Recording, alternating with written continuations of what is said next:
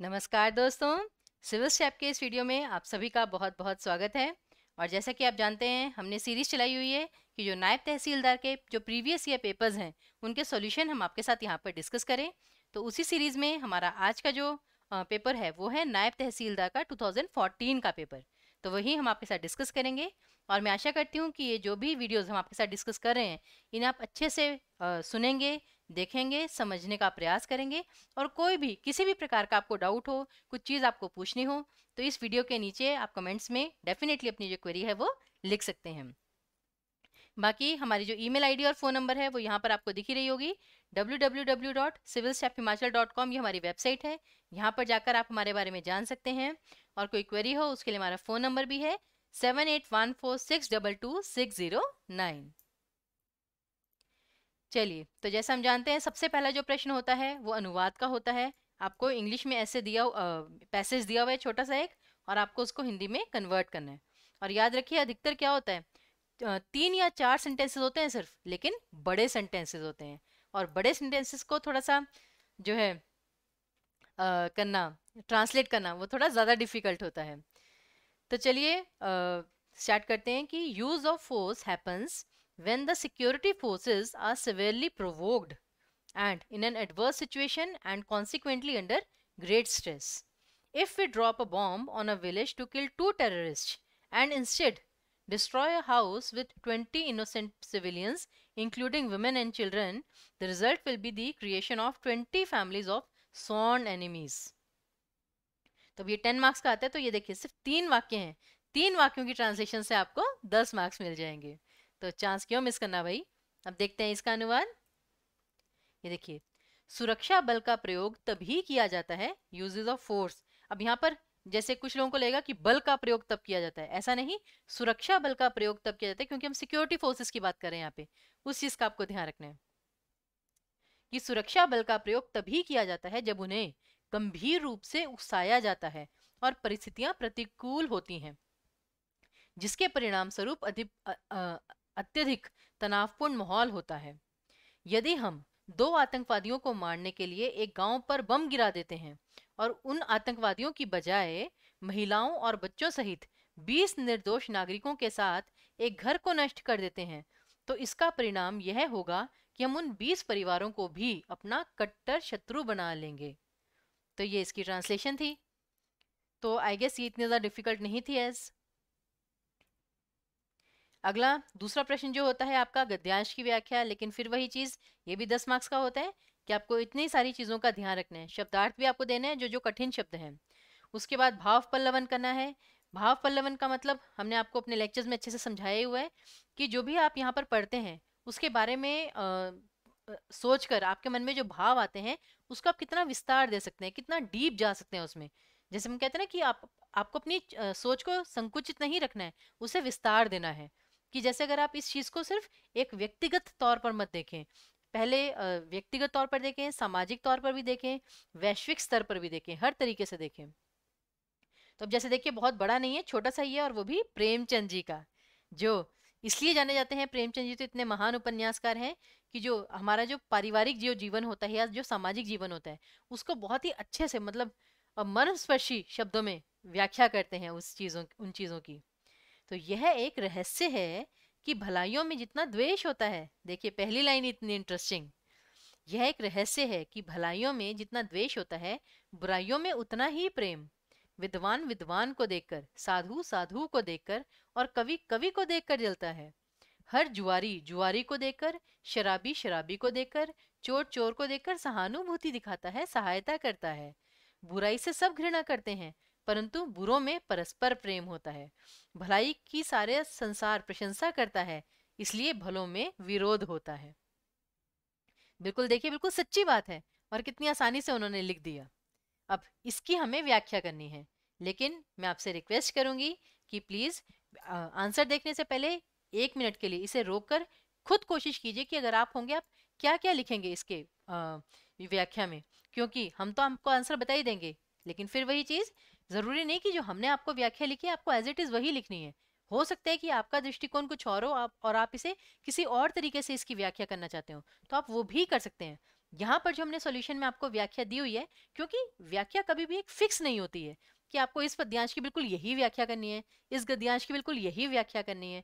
वो आप अपने अकॉर्डिंगली भी अपने दृष्टिकोण से बता सकते हैं, लेकिन तर्क जरूर देना है।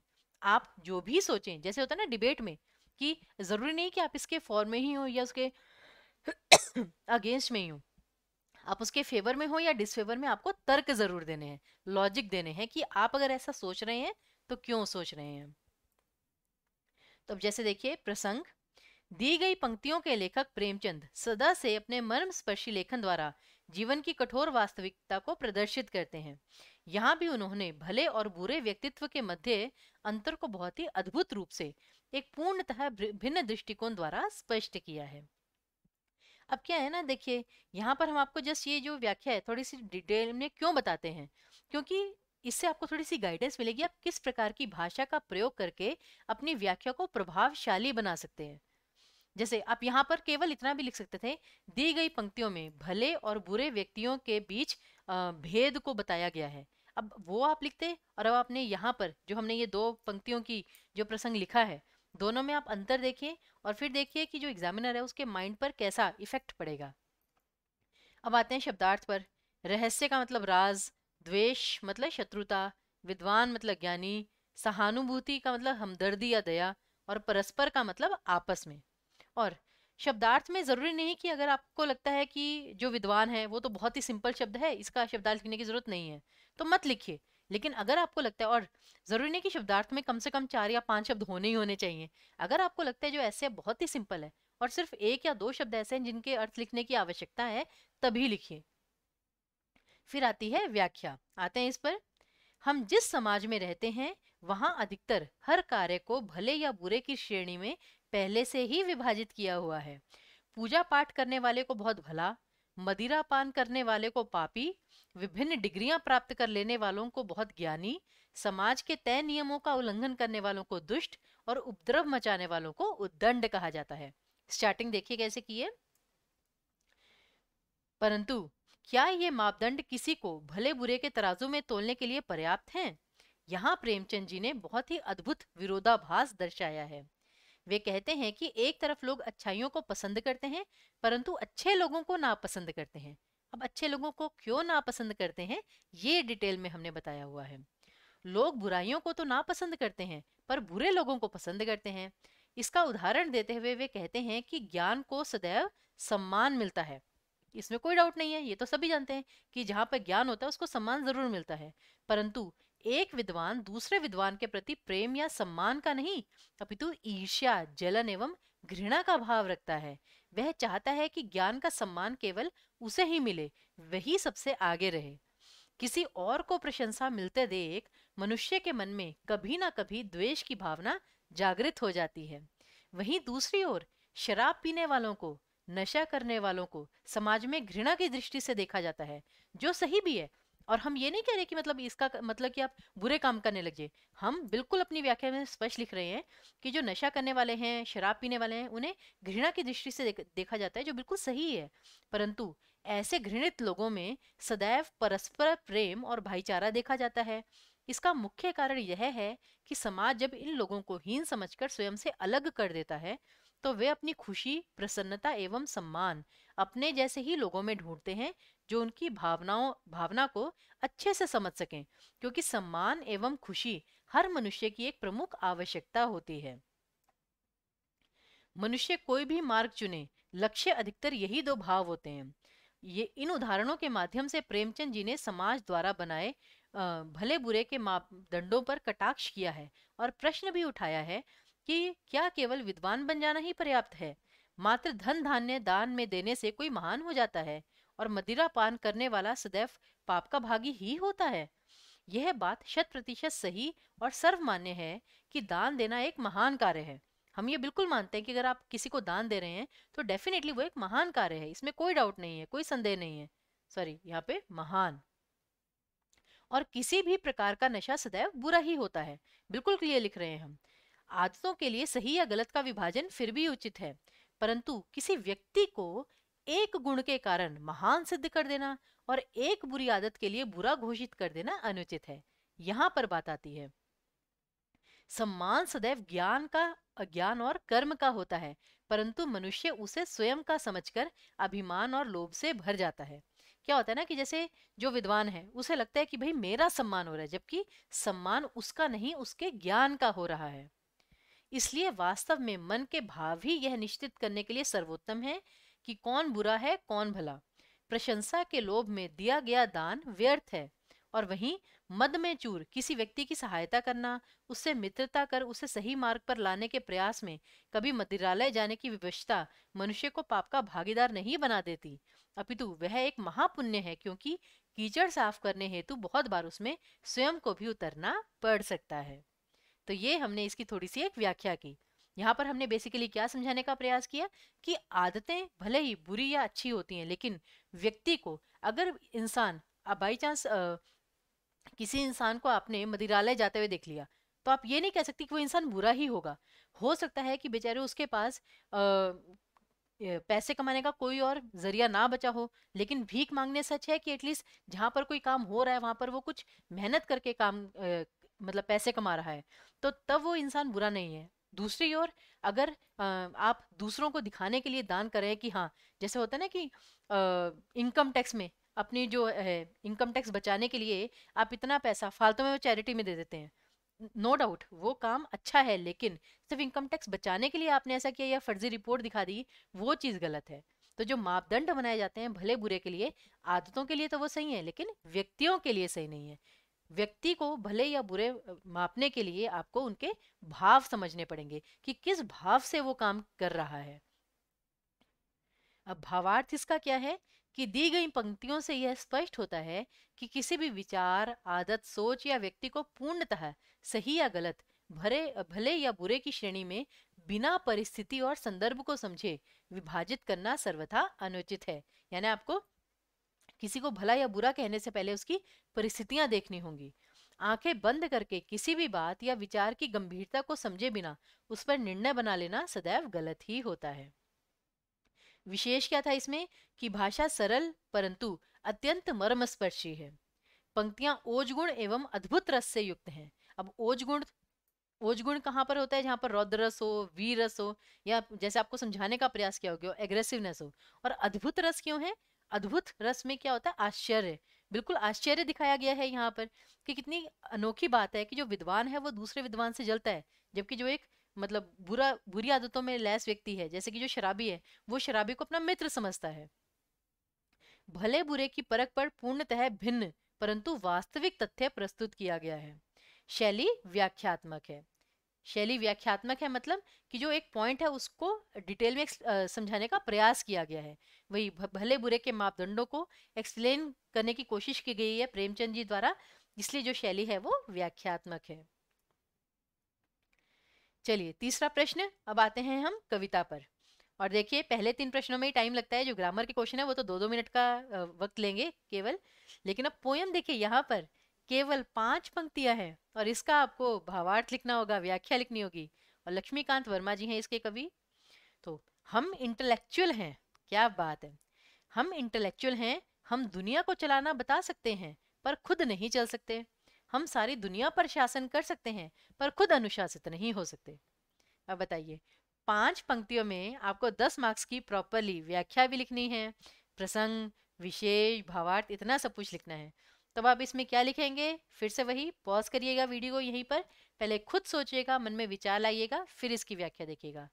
बाकी मैं कहना चाहूंगी जैसे पीछे भी जो गद्यांश था उसकी व्याख्या हमने थोड़ी बड़ी लिखी क्योंकि वहां पर उसकी आवश्यकता थी, लेकिन आपके पास ऐसा कोई वर्ड लिमिट स्पेसिफाई नहीं होती है, तो कोशिश ये कीजिए, अगर आपको बहुत अच्छे पॉइंट्स मिल रहे हैं और आपकी व्याख्या थोड़ी छोटी भी हो रही है, ऐसी कोई बात नहीं है। मेन है कि आपको अपने पॉइंट्स, अच्छे पॉइंट्स जो है रखने हैं जो कि उस चीज़ को एक्सप्लेन कर सके। आपको ऐसा नहीं है कि सिर्फ अब जैसे ये पंक्ति हैं, ऐसे नहीं आपको सिर्फ इन पंक्तियों का अर्थ बताना है, आपको ये भी बताना है कि इसका एक्चुअल में मतलब क्या है, इसका छिपा हुआ अर्थ क्या है, वो ज्यादा आवश्यक है।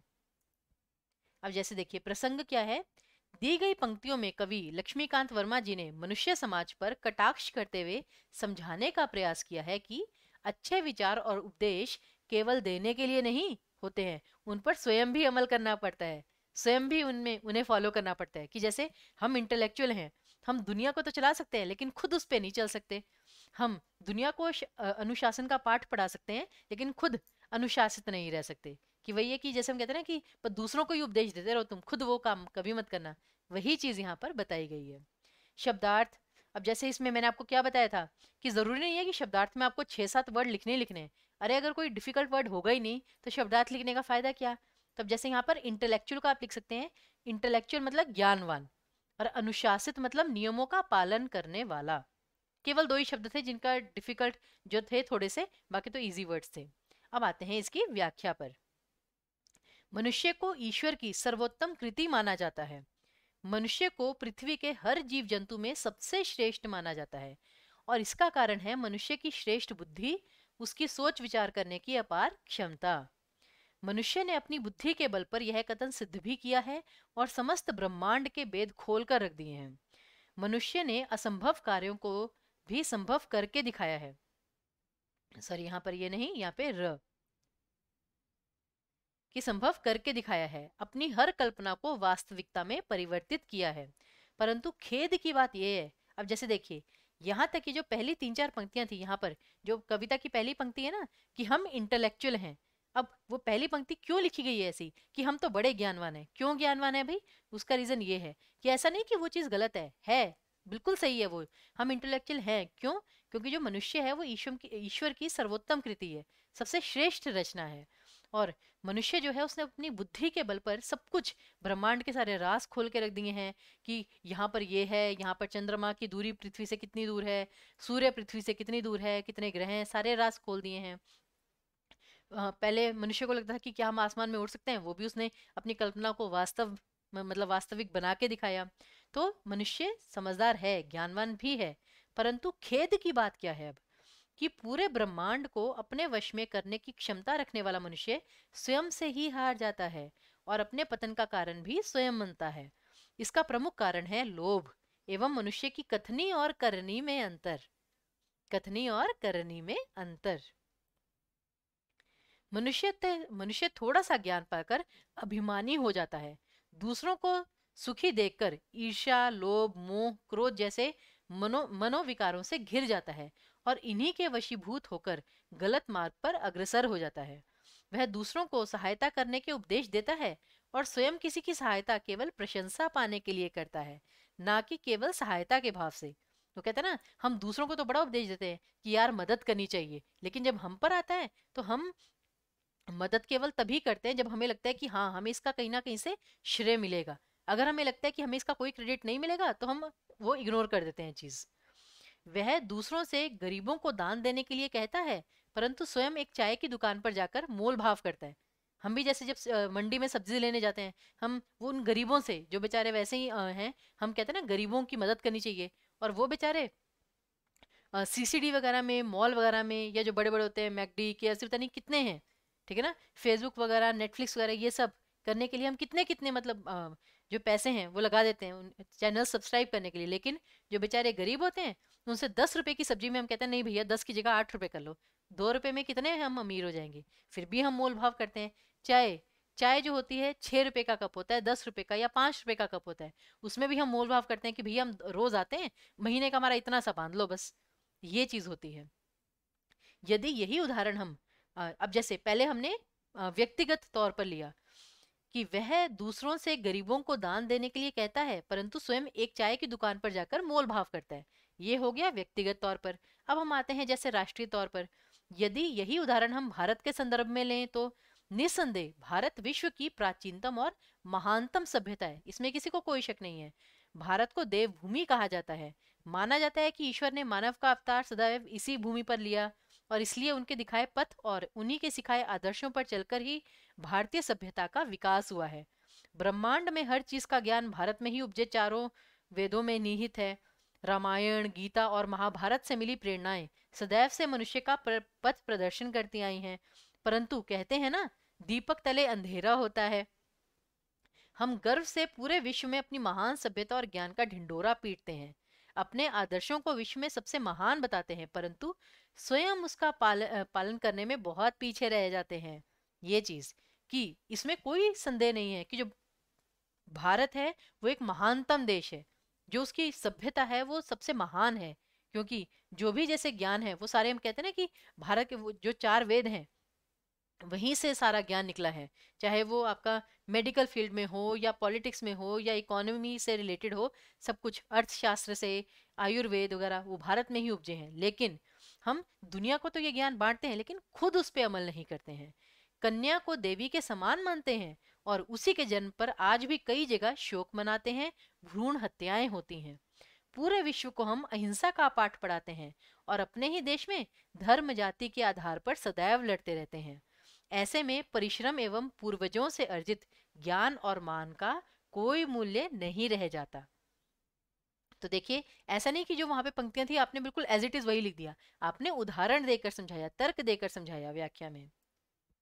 भावार्थ क्या है? यह पूर्णता सत्य है कि मनुष्य की बुद्धि हर आविष्कार, हर प्रकार के ज्ञान का उद्गम स्थान हो सकती है, परंतु ज्ञान होना उतना महत्व नहीं रखता जितना कि उस ज्ञान का अनुपालन करना, उस ज्ञान को वास्तविकता देना, उसे अपने व्यवहार में लाना। जैसे पोएम में दिया गया था कि हम इंटेलेक्चुअल हैं, हम दुनिया को बता सकते हैं क्या करना है लेकिन खुद उस पर नहीं चल सकते। तो वही चीज है कि इसमें कोई शक नहीं है कि हम ज्ञानवान हैं, लेकिन ज्ञान का होना महत्व नहीं रखता। आपके अंदर जितना भी ज्ञान है आप उसको कितना बांट सकते हैं वो महत्वपूर्ण हो सकता है, और कितना उसे व्यवहार में ला सकते हैं। दूसरों को प्रकाश केवल वही ज्योत दे सकती है जो स्वयं प्रज्वलित हो। बुझी हुई लौ कैसे किसी और का अंधकार मिटा सकती है? इसलिए दूसरों को सही रास्ता दिखाने से पूर्व हमें स्वयं सही मार्ग पर प्रशस्त होना होगा। केवल कथनी से नहीं, करनी से हमें ज्ञान का संचार करना होगा। जैसे कहते हैं ना, हम सिर्फ कह के उपदेश दे के नहीं कर सकते, हमें खुद वो काम करना होगा कि हमें खुद अच्छा बन के दिखाना होगा। अब अगर कोई सिगरेट पी रहा है तो क्या वो इस चीज का प्रचार कर सकता है कि नहीं भाई धूम्रपान नहीं करना चाहिए? फिर हम मजाक उड़ाएंगे उसका कि खुद तो देखो सिगरेट पी रहा है और हमें कह रहा है सिगरेट नहीं पीनी चाहिए। इसलिए जब तक हम उस चीज को स्वयं नहीं करेंगे तब तक हमें कोई मतलब, जैसे कहते हैं ना कि कोई हक नहीं है कि हम दूसरे को उस चीज के बारे में कह सकें। क्योंकि अगर हमें हक हो भी कि हम उसे, चलो एटलीस्ट हम नहीं कर सकते उसको तो सही उपदेश दे दें, लेकिन दूसरा भी हमारी बात कब मानेगा? जब हम खुद वो चीज करके दिखाएंगे। तो वही है कि हमारी कथनी और करनी में अंतर नहीं होना चाहिए, जो हम कहते हैं वो हमें भी करना चाहिए। विशेष क्या था? काव्य में रौद्र एवं हास्य रस का अद्भुत मिश्रण है। पंक्तियां ओज गुण से भरी हुई हैं। भाषा अत्यंत सरल और शैली व्यंग्यात्मक है। भाषा तो आपने देखा बिल्कुल सरल है, बहुत ही आसान भाषा है, लेकिन जो शैली है वो व्याख्यात्मक नहीं, वो व्यंग्यात्मक है। व्यंग्यात्मक मतलब हम जैसे कहते हैं ना व्यंग्य कसा जा रहा है, यानी कि किसी का मजाक या हंसी उड़ाई जा रही है। और हंसी उड़ाना मतलब कि जैसे हमने कहा था कि हम बड़े इंटेलेक्चुअल हैं दिखाने के लिए कि कटाक्ष कसा जा रहा है, तो वो होती है कि शैली व्यंग्यात्मक है। तो अगर ऐसे ऐसे कुछ कुछ शब्द आप इस्तेमाल करेंगे अपनी व्याख्या में तो डेफिनेटली उसका बहुत सकारात्मक जो है प्रभाव पड़ेगा एग्जामिनर पर। चलिए, जो बड़े वाले क्वेश्चन थे वो समाप्त। अब फटाफट जो 3 ग्रामर के क्वेश्चन है वो भी सॉल्व कर लेते हैं हम। इन मुहावरों में से किन्हीं 4 का अर्थ लिखते हुए वाक्यों में प्रयोग करना है। 6 हैं, हम 6 के 6 आपके साथ डिस्कस करेंगे। इनमें से जो भी आपको पेपर में आते हैं वो आप लिखकर आएंगे, मतलब जो भी आपको पेपर में आएंगे। लेकिन देखना जरूर है कि 4 के लिखने हैं, 5 के लिखने हैं, 3 के लिखने हैं, कितनों के लिखने हैं। अननेसेसरी फालतू चीज नहीं लिखनी है, मार्क्स कट सकते हैं। तो चलिए, सबसे पहला है 9 2 11 होना, यानी कि भाग खड़े होना। सेना की घेराबंदी होते देख उस जिले में छिपे सभी आतंकवादी वहां से 9 2 11 हो गए। अंधे की लाठी होना, यानी कि एकमात्र सहारा होना। हर जगह हार जाने के बाद भी मनुष्य की बुद्धि उसके लिए सदैव अंधे की लाठी के समान होती है, कि मनुष्य कहीं भी हार जाए लेकिन अपनी बुद्धि के बल पर वो हमेशा आगे बढ़ सकता है। तो की बुद्धि, जैसे कहते हैं ना कि मनुष्य स्वयं का सबसे बड़ा सहारा है, कि मनुष्य की बुद्धि तो उससे कोई नहीं छीन सकता ना। फिर है अंगारों पर लौटना, यानी कि दुख झेलना या कष्ट भोगना। तुम्हें लगता है कि सिर्फ अमीर घर देकर अपनी पुत्री का विवाह कर दिया तो वह बहुत प्रसन्न होगी, परंतु वह तो सत्य में वहां अंगारों पर लौट रही है, यानी वहां बहुत कष्ट भोग रही है। फिर है अकल पर पत्थर पड़ना, यानी कि बुद्धि भ्रष्ट हो जाना। रावण अत्यधिक बुद्धिमान और बलवान था, लेकिन फिर भी उन्होंने माता सीता का अपहरण किया। वास्तव में उसकी अकल पर तो पत्थर पड़ गया था। ईद का चांद होना, यानी कि बहुत दिनों बाद दिखाई पड़ना। तुम तो सदैव कमरे में बंद पढ़ते ही रहते हो, बाहर के लोगों के लिए तो तुम ईद का चांद ही हो गए हो। तो वाक्य प्रयोग भी आप देख रहे होंगे कि अच्छे से आपको वाक्य में प्रयोग करके दिखाना है उस मुहावरे या लोकोक्ति का। और कुत्ते की मौत मरना अर्थात बहुत बुरी तरह मरना। अब क्या है ना, मुहावरे लोकोक्तियों में स्टूडेंट्स जो है सबसे बड़ी गलती क्या करते हैं, उनको लगता है हाँ ये हमें पता है कुत्ते की मौत मरना क्या होता है या ये 9-2-11 होना क्या होता है, लेकिन जब उसका अर्थ लिखने की बात आती है तब ना आपको सही शब्द ही नहीं मिलते। आप देखिएगा प्रैक्टिस करके कि जब आप कोई भी मुहावरा या लोकोक्ति पढ़ेंगे, जब आप उसका अर्थ लिखना जाएंगे ना, तो समझ में नहीं आएगा हम कौन से शब्दों में मतलब उसका अर्थ लिखें। ये चीज़ होती है, बहुत छोटी सी चीज़ है लेकिन बहुत इंपॉर्टेंट चीज़ है। तो इसलिए हिंदी की लिखकर आपको प्रैक्टिस करना बहुत आवश्यक है। जिन आतंकवादियों ने हमारी सेना के जवानों पर कायराना हमला किया था, उसी के जवाब में हमारे वीर जवानों ने उन्हें ढूंढ ढूंढ कर पकड़ा और सबको कुत्ते की मौत मारा। तो प्रॉपरली आपने सेंटेंस बनाया है सच। अब फिर से वही विपरीतार्थक शब्द किन्हीं तीन के। तो 5 है, इनमें से किन्हीं तीन के लिखने थे पेपर में आपको, बट हम यहाँ पर सभी के उत्तर बता रहे हैं। जैसे कि आदर का अनादर, बहुत सिंपल। उपकार अपकार, आशा निराशा, इच्छा अनिच्छा, तीव्र मंद, बहुत सिंपल था, कोई ऐसी प्रॉब्लम वाली बात नहीं थी। और निम्नलिखित में से किन्हीं 3 वाक्यों के शुद्ध रूप लिखिए। 5 है, हम पांचों के पांचों आपको बता रहे हैं, लेकिन पेपर में आपको ये गलती नहीं करनी है। किसी कोई भी 3 सेंटेंसेस जहां पर आप बिल्कुल श्योर होंगे वही लिख कर आने हैं। पेड़ पर फल लटक रही हैं, पेड़ पर फल लटक रहा है या लटक रहे हैं। उसी प्रकार तुम ताजी गाय का दूध लेकर आओ। गाय ताजी नहीं है, जो विशेषण है वो सही स्थान पर होना चाहिए। तुम गाय का ताजा दूध लेकर आओ, ताजी नहीं ताजा, वो भी यहां पर आना चाहिए। ताजी गाय लिखेंगे तो यानी कि ये जो विशेषण है वो गाय के साथ है। गाय ताजी या बासी नहीं होती है, दूध ताजा या बासी होता है। तो ये देखिए, ये इसके सही अर्थ हैं। और एक चीज याद रखिएगा, जैसे ये पेड़ पर फल लटक रही हैं, अब यहाँ पर है था यानी बहुवचन, इसलिए हमने कहा कि पेड़ पर फल लटक रहे हैं। फिर तुम गाय का ताजा दूध लेकर आओ। फिर अर्चना बड़ा सुंदर लड़की है।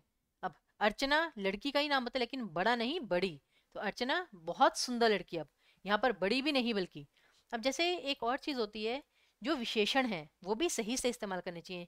अब हम कहते हैं ना तुम तो यार बड़ी सुंदर लग रही हो, लेकिन बड़ी शब्द यहाँ पर सही नहीं है। बड़ी की जगह बहुत आना चाहिए कि तुम बहुत सुंदर लग रही हो। तो इन चीजों का भी थोड़ा सा ध्यान रखना पड़ता है। मैं लिखा हूँ, मैं लिखता हूँ।